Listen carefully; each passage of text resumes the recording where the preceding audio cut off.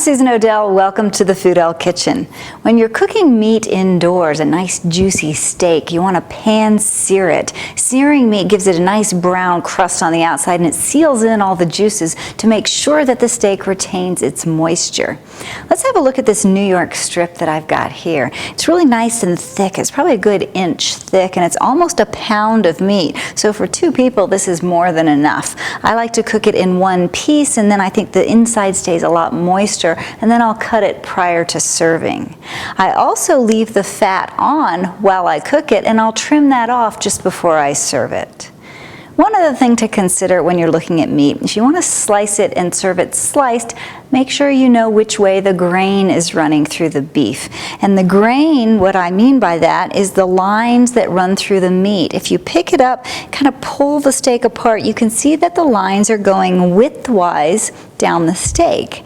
That's important because when I go to serve it, I'm going to slice my meat and serve it in small slices, so you want to slice it against the grain. That makes it easier for people to eat. It'll pull apart easier and it'll be a nicer experience. But we'll talk about that as soon as the meat's cooked. So when you're searing any kind of meat, you want to have a high temperature going, and so many of the home stoves now are really, really strong and powerful. So you want anywhere between medium high and high depending on how many BTUs you have. I've got a lot, so I'm going medium high. I've got some olive oil. I'm just going to slick the bottom of the pan. So if you have a big pan or you're cooking multiple steaks, you want a little bit more, but you want just enough to coat the bottom.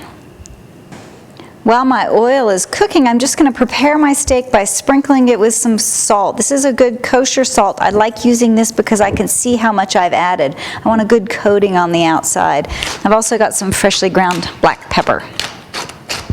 You're going to do that on both sides. Meat, you need to add some flavor to. You could add some seasoning salt if you like. I prefer to keep it simple and then add a little sauce, maybe a little butter sauce at the end.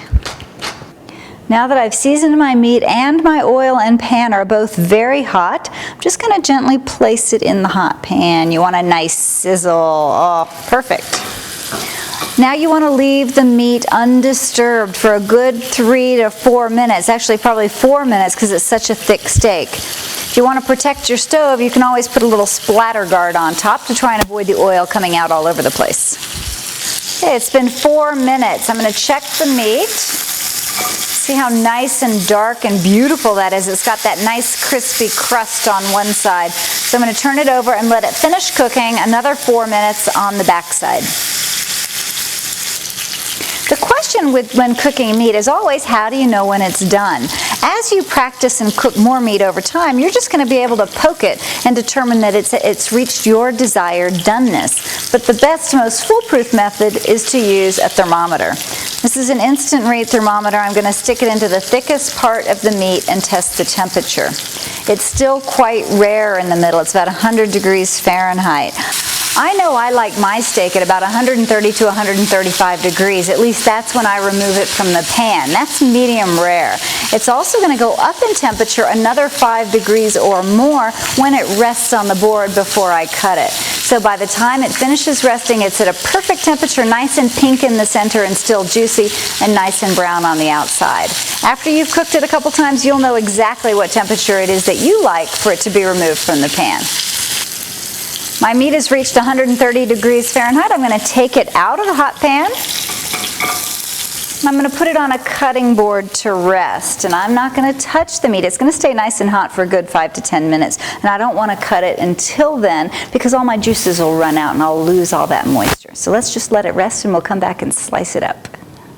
My steak's been resting for 5 minutes, and remember we looked at it before I cooked it and the grain goes this direction, widthwise across the steak. So that means I want to slice it this way. That's an awfully big slice though, so first I'm just going to cut the steak in half.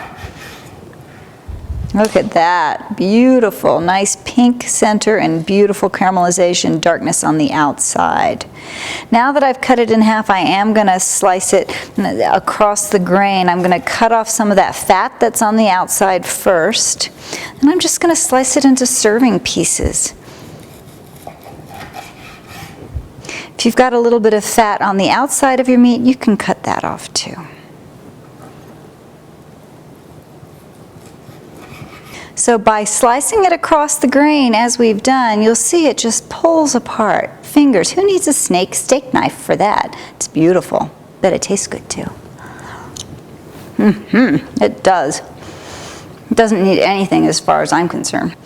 The worst thing you can do with a steak like this, or any steak, is to overcook it. If you find that it's not done to your liking, if it's too pink, you can always put it back in the pan for just a couple of minutes. It'll cook very quickly, especially if you've already sliced it. Just throw the slices back in for just a minute or two, stir them around a little bit, and then you can serve them right away. Be sure to keep them moist though, don't overdo it.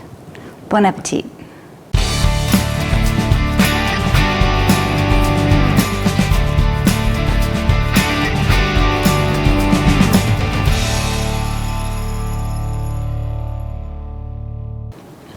I'm eating.